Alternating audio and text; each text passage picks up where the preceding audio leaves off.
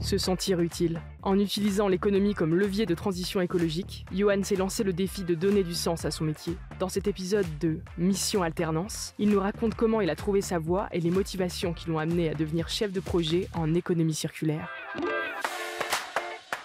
Bonjour à tous, je m'appelle Yoann Brunet, j'ai 25 ans et je suis chef de projet économie circulaire dans un bureau d'études, de conseil et de formation en transition écologique. Mon travail consiste à accompagner des collectivités majoritairement dans leurs programmes, dans leur stratégie d'économie circulaire, par le biais d'un diagnostic territorial, ensuite des études via des ateliers. En fait, on va définir ensemble par rapport à leur territoire ce qui est le plus approprié à déployer dans l'économie circulaire. Et également, je travaille en RSE, donc là pour accompagner plus des entreprises de l'événementiel à mettre en place un plan d'action RSE.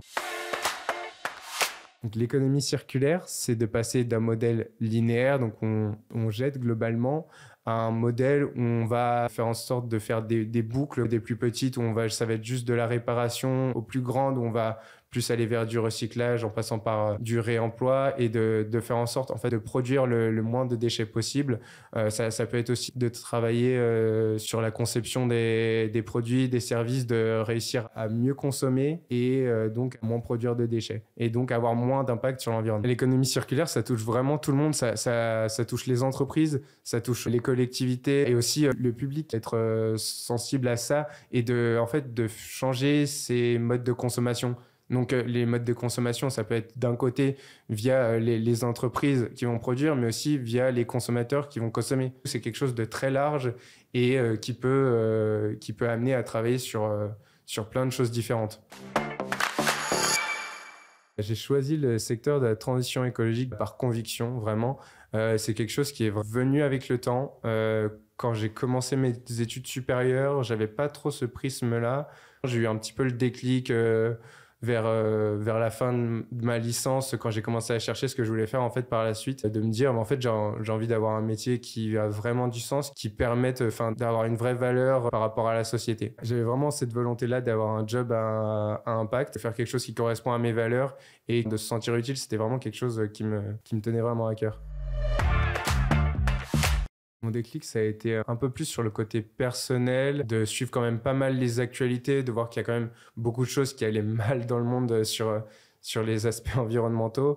Et un petit peu par rapport au cours en fin de licence, on a eu un cours notamment qui reprenait un petit peu ces aspects-là, en lien avec l'économie. C'est cet ensemble-là qui m'a fait me dire « Ok, j'ai vraiment envie de pousser vers des métiers qui sont plus vers la transition écologique, sachant que j'avais un parcours économique, donc c'est pas forcément si facile que ça.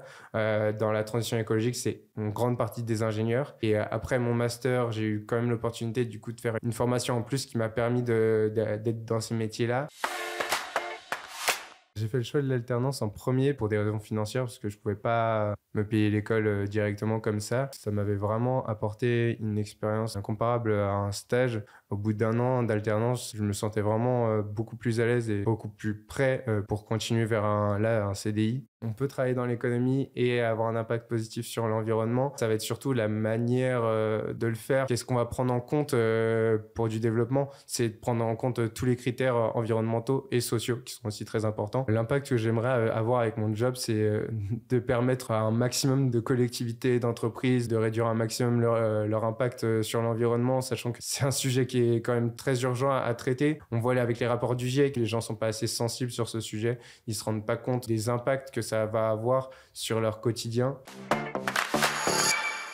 Le fait de travailler en bureau d'études, je pense que ça me plaît vraiment beaucoup parce qu'on aide du coup les autres entreprises.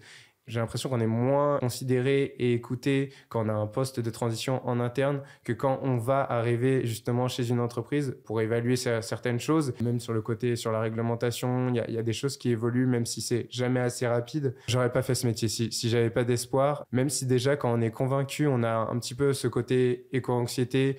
Tout est pas tout rose non plus. Il y a des choses, on le voit, ça se passe pas forcément au mieux. Mais si on est là, c'est qu'on est vraiment convaincu qu'on peut réussir à faire du bien et à apporter notre pierre à l'édifice pour aller vers plus de transition.